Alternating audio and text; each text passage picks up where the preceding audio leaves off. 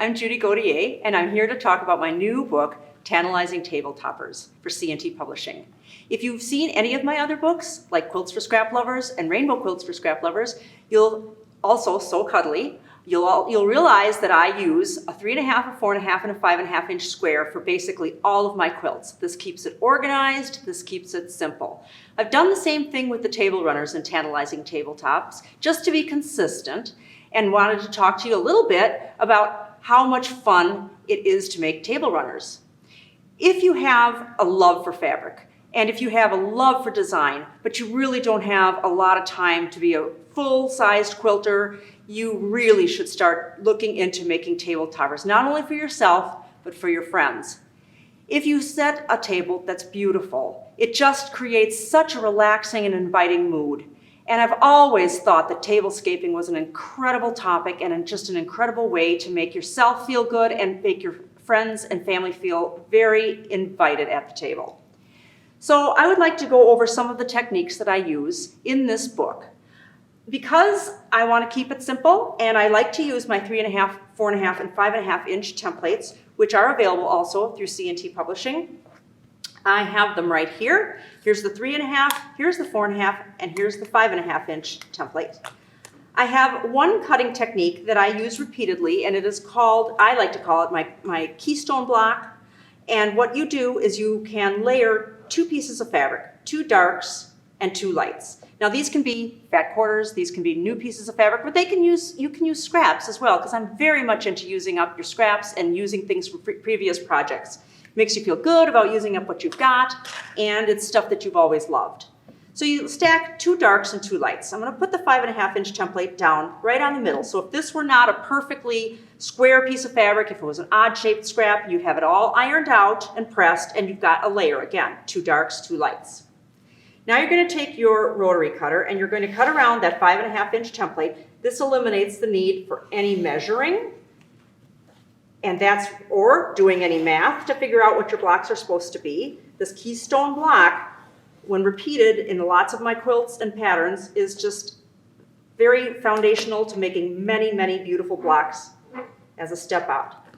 Okay, so now I'm going to put the 5.5 inch one here, snugged up against the 3.5. Notice how I did that. I put the 3.5 inch one in the lower corner, and I put the 5.5 inch one here, and I snugged it up. Okay, now I'm going to remove that 3.5. See how that just eliminates any need for measuring. And I made a cut along the side of the 5.5. I'm going to move that aside, and I'm going to put the 3.5 inch block here.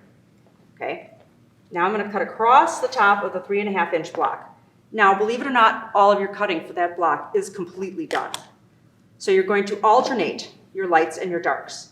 So I'm going to take my yellow-green squares and my burgundy squares here, and I'm going to form a 4-patch, but I'm not sewing them yet. I'm just laying this out so that you can see how this block is going to look.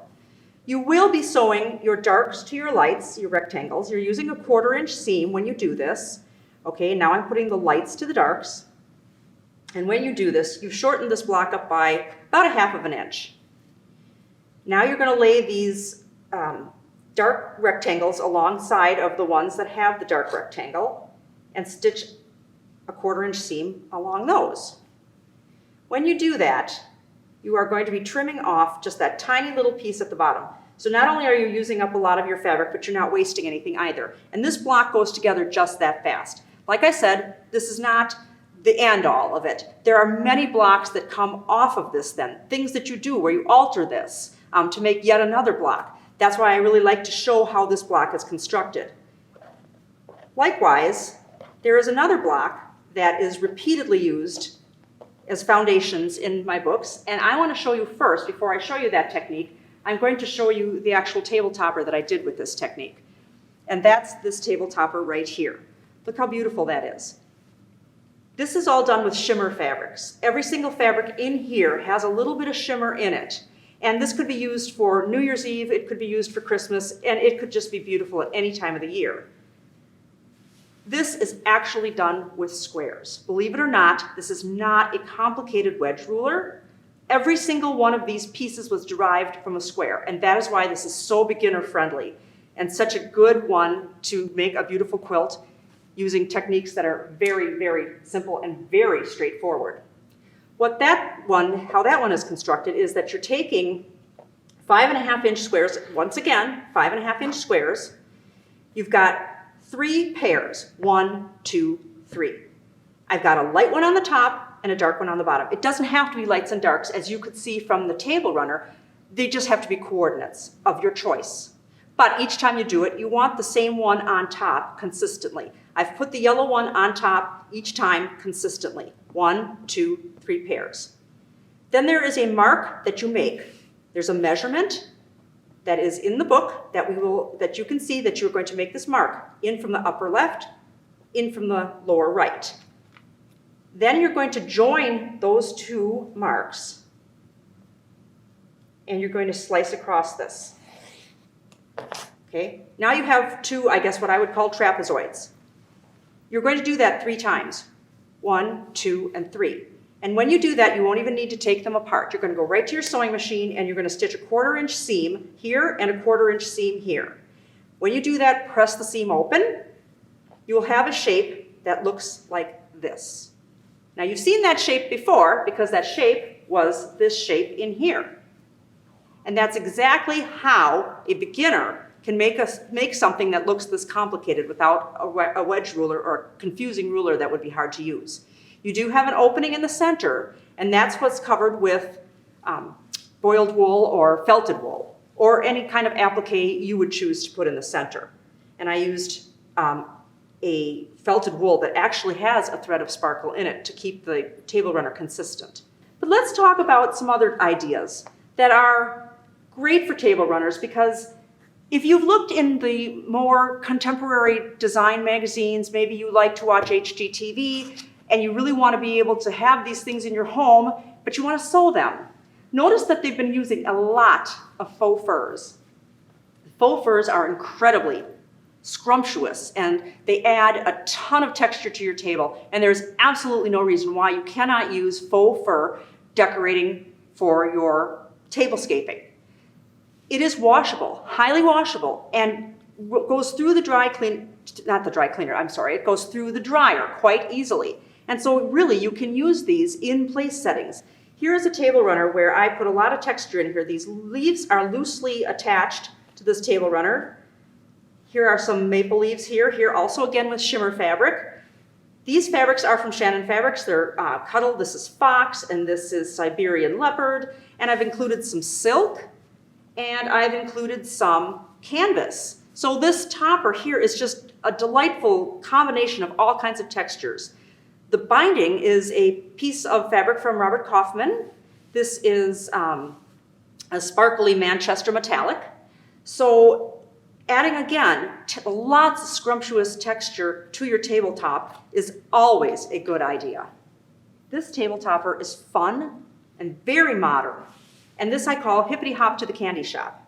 I've quilted this with just fun swirls in between on myself, and that's the other thing about table runners. It is a fantastic way to teach yourself machine quilting. You're doing it on a small scale.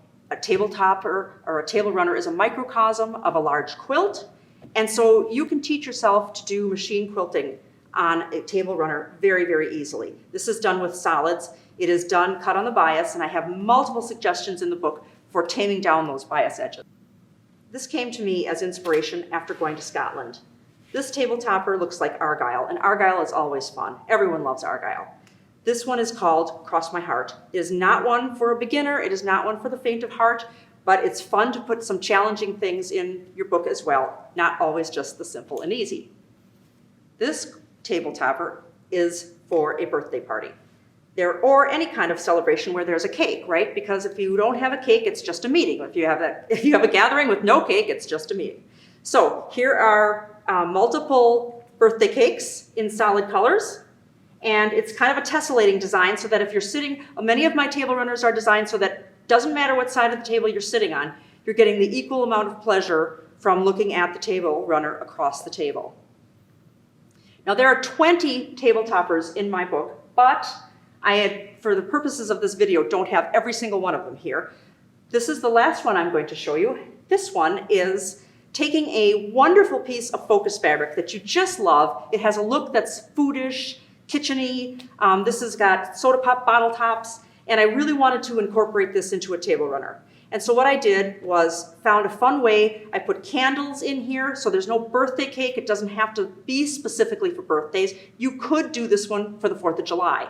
You could put red, white, and blue fabrics in here. You could make this look like a sparkler, and then again, do some machine quilting off the ends of these pieces here to make it look like it's a sparkler, and do it in some metallic threads. Again, I machine quilted this one all by myself because it was a great way to do a little sampler of multiple machine quilting stitches because it's a microcosm of a large quilt. So I really hope that you check out my book, Tantalizing Table Toppers from C&T Publishing, and really enjoy tablescaping.